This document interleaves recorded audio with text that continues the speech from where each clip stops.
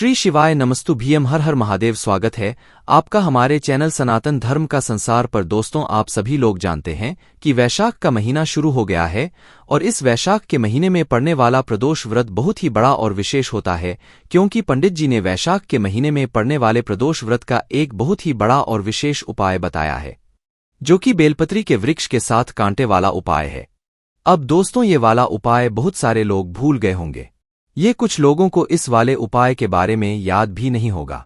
पर दोस्तों, इस वाले उपाय को करने से व्यक्ति इस वाले उपाय को करेगा, उसके घर परिवार में से उसके ऊपर से सारी दुख और परेशानियां दूर हो जाएंगी। क्योंकि दोस्तों, इस उपाय को करने के बाद आपके जीवन में जितनी भी अड़चने आती है, आपके काम नहीं बन पाते हैं, आपके काम रुकते ही रुकते हैं, आप किसी काम में सफल नहीं हो पाते हैं, तो ये सारी समस्याएं आपकी दूर हो जाएंगी। पर दोस्तों, ये वाला जो उपाय है, ये होगा सिर्फ और सिर्फ इस वैशाख महीने के प्रदोष व्रत के दिन। अब दोस्तों, हम आपको इस प्रदोष व्रत के दिन की तारीख नहीं बताएंगे। ये हम आपसे पूछते हैं कि वैशाख के महीने का प्रदोष व्रत किस तारीख को पड़ रहा है, वो आप हमें कमेंट करके बताइए, ताकि आपके कमेंट से और लोग भी पढ़े और उनको भी पता लग जाए कि हाँ, वैशाख महीने का प्रदोष व्रत किस दिन पड़ रहा है।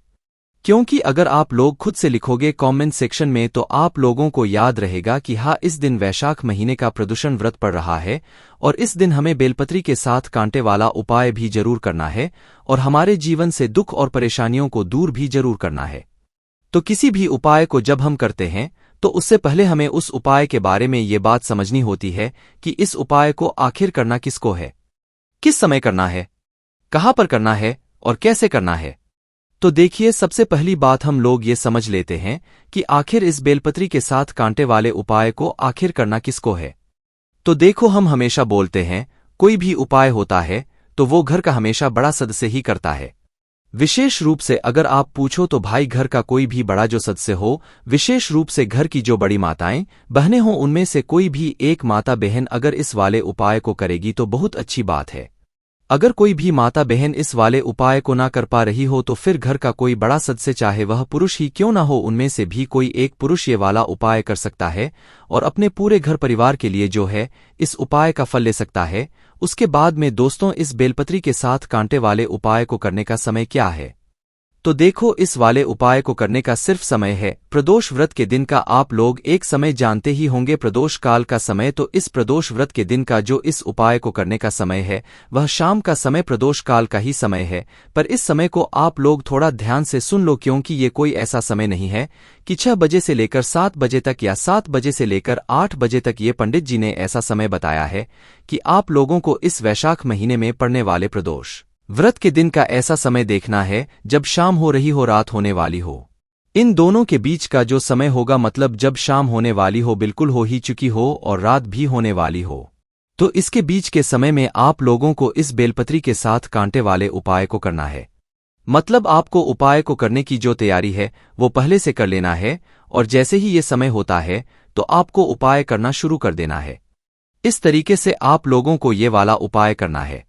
अब दोस्तों, इसके बाद में जो अगला सवाल आता है कि इस बेलपत्री के कांटे वाले उपाय को आखिर हमें करना कहाँ पर है, तो देखो, वाले उपाय को आपको अपने घर ही के पास में जो शिव मंदिर हो वहां पर जाकर करना है।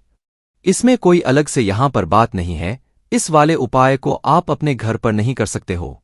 इसी के साथ में दोस्तों, अब जो ये उपाय होगा, इस उपाय को करने में हमें किस किस सामग्री की आवश्यकता होगी, ये हम आपको उपाय की विधि में बताते हैं। तो देखिए, इस वैशाख के महीने के प्रदोष व्रत के दिन किए जाने वाले इस बेलपत्री के साथ कांटे वाले उपाय को तो आप मतलब समझ गए होंगे, इसकी पूरी जानकारी समझ गए होंगे। बस अब हम आपको जानते हैं कि इस उपाय को करने की विधि क्या है। तो देखो, उपाय में के नाम में ही आप लोगों को समझ में आ रहा होगा, बेलपत्री के साथ कांटे वाला उपाय। तो इस उपाय में हमें जो है ऐसी चीज की आवश्यकता है जो कि आप लोगों ने शायद ही देखी हो, और बहुत सारे लोगों ने देखी भी हो सकती है, और बहुत सारे लोगों ने नहीं भी देखी होगी। तो इसमें हमें सबसे पहली और जरूरी चीज की आवश्यकता होगी, वो है दोस्तों बेलपत्री के कांटे। आप लोगों ने बेलपत्री के पेड़ में बेलपत्री तो बहुत बार देखी होगी, पर बहुत ही कम ऐसे लोग होंगे जिन होने बेलपत्री के पेड़ में बेलपत्री के कांटे भी देखे होंगे, तो इस उपाय में हमें बेलपत्री की आवश्यकता नहीं पड़ेगी। इस उपाय में हमें सिर्फ और सिर्फ बेलपत्री के कांटों की आवश्यकता पड़ेगी। जैसे आपने बमूल का कांटा देखा है ना, बमूल का कांटा अलग होता है पर बेलपत्री के पेड़ में भी कांटा लगा हुआ होता है। आप ध्यान से देखना, बेलपत्री का पेड़, उस बेलपत्री के पेड़ में पत्तियां भी लगी हुई होंगी, साथ ही में बीच बीच में आपको बेलपत्री के जो है मतलब कांटे भी दिखेंगे। तो भाई वही आप लोगों को कांटे लेना है। अब कांटे कैसे लोगे? तो इस उपाय में आपको बेलपत्री के उस पेड़ के साथ कांटे लेना है। तो एक साथ आप पहले कोई सी डगाल जो है कांटों वाली तोड़ लेना, फिर उसके बाद उस बेलपत्री के पेड़ में से 7 कांटे तोड़ लेना। या तो ऐसा करना कि कोई ऐसी डगाल हो जिसमें 7 कांटे लगे हुए हो, एक मतलब एक कांटा एक बराबर होगा, तो कोई ऐसी डगाल देख लेना या 7 कांटे अलग अलग तोड़कर आप लोग उपाय के लिए तैयार कर लेना।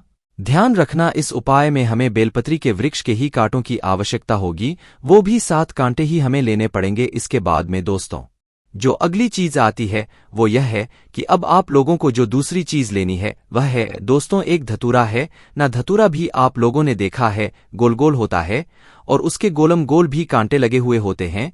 तो आपको एक धतूरा भी इस उपाय को करने के लिए ले लेना है। यह जो उपाय की तैयारी है, उपाय की सामग्री की जो तैयारी है, यह आपको पहले से करके रखना है, क्योंकि हमें प्रदोष व्रत के दिन शाम के समय, मध्याह्न के समय, बिल्कुल मतलब शाम होने वाली है और रात वाली हो, उस समय के बीच में इस उपाय को शुरू कर देना है और शिवजी के मंदिर में जाकर ही करना है। और उपाय को करते समय शुद्धता का आपको विशेष रूप से ध्यान रखना है। तो जैसे ही मतलब शाम का समय हो तो भाई आप लोग हाथ मुंह धो लेना। शाम के समय आपको स्नान करने की जरूरत नहीं है और इस वाले उपाय को आपको शाम के समय ही करना है, सुबह के समय नहीं करना है। इस बात का विशेष रूप से ध्यान रखिएगा दोस्तों। ये उपाय हम आपको इतना ज्यादा अच्छे से इसीलिए समझा रहे हैं क्योंकि इस उपाय का जो फल है ना, वो आप खुद कहोगे कि हाँ, इस उपाय को करने के बाद हमारे जीवन में इतनी बड़ी बड़ी परेशानियां आ रही थी वो सारी दूर होना शुरू हो गई है। तो इसीलिए आप लोगों को जो है हम इस उपाय को अच्छे से समझाने की कोशिश कर रहे हैं। तो आप लोगों को क्या करना है, एक धतूरा लेना है और बेलपत्री के पेड़ के साथ कांटे लेना है। तो एक धतूरा और बेलपत्री के पेड़ के साथ कांटे अपने साथ में रखकर आपको ये करना है, शिवजी के मंदिर पहुंच जाना है। पर ऐसी गलती आप बिल्कुल मत करना, कभी भी कोई उपाय करो तो ऐसा कभी मत भगवान शिव जी के सामने दर्शाना है कि आप सिर्फ उनके पास उपाय को करने के लिए गए हुए हो। तो इसी के लिए शाम के समय, प्रदोष व्रत का दिन, वैसे भी प्रदोष काल का समय रहेगा, तो अपने साथ में एक गोलबत्ती का शुद्ध देसी गाय के घी का आप लोग दीपक भी तैयार करके लेकर जरूर जाना, ठीक है। वह दीपक आप आटे का भी ले सकते हो और मिट्टी का भी ले सकते हो। तो अपने साथ में घी का दीपक जरूर लेकर जाना, वह भी शुद्ध देसी गाय का घी होना चाहिए, गोलबत्ती का वह दीपक होना चाहिए, ठीक है।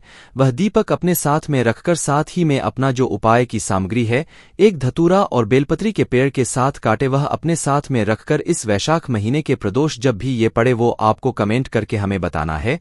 और उस दिन शाम के समय प्रदोष काल में अपने ही घर के पास में जो शिव मंदिर हो वहां पर सबसे पहले आप लोग पहुंच जाइएगा। शिवजी के मंदिर में पहुंचने के बाद आप भगवान शिव जी का आशीर्वाद लीजिएगा, उनसे प्रार्थना कीजिएगा, उनसे विनती कीजिएगा। उसके बाद में शिवलिंग के पास में आप लोग बैठ जाइएगा। जाते से ही आप लोगों को उपाय नहीं करना है, इस बात का आप लोग विशेष रूप से ध्यान रखिएगा। जैसे ही शिव जी के मंदिर में पहुंचो, शिवलिंग के पास में बैठ जाओ और बैठने के बाद अपना वह दीपक लो, जो दीपक आप लोग अपने घर से तैयार करके लेकर आए हुए हो। अभी आपको उपाय नहीं करना है और जो दीपक आप लोग अपने साथ में लेकर आए हुए हो, इस दीपक को आपको घर से जलाकर नहीं लेकर आना है। इस दीपक को आपको मंदिर में आकर ही जलाना है। और जिस मतलब माचिस से आप लोग दीपक जलाओगे वह माचिस आपकी होनी चाहिए, मतलब आप अपने घर से उस माचिस को लेकर आए हुए होने चाहिए। आपको उस दीपक को जलाने के लिए मंदिर की माचिस नहीं लेना है, वरना इस उपाय का फल कुछ भाग जो है उस माचिस वाले को भी मिल जाएगा जिसकी आप माचिस इस्तेमाल कर रहे हो। इसलिए अपने घर से अपनी माचिस लेकर जाना और अपनी माचिस से जो है इस अपने बनाए हुए दीपक को भगवान शिवजी के मंदिर में बैठकर जलाना। दीपक को जलाने के बाद दोस्तों इस दीपक से आप चाहो तो भगवान शिवजी की आरती भी कर सकते हो, अन्यथा ऐसे ही शिवलिंग के पास में रख सकते हो। बस शिवलिंग के पास में इतना भी पास में मत रखना कि भगवान शिवजी को आंच लगे। थोड़ा दूरी बनाकर ही शिवजी के पास में इस दीपक को आप लोग रख देना। जैसे ही दीपक रखा जाए तो अपने उपाय की सामग्री जो है आप लोग अपने सामने निकाल कर रख लेना। तो उपाय की सामग्री आप लोगों को पता ही है कि हम अपने साथ में एक धतूरा और बेलपत्री के पेड़ के साथ कांटे लेकर आए हुए हैं, तो आप लोग इन्हें अपने सामने निकाल कर रख लेना।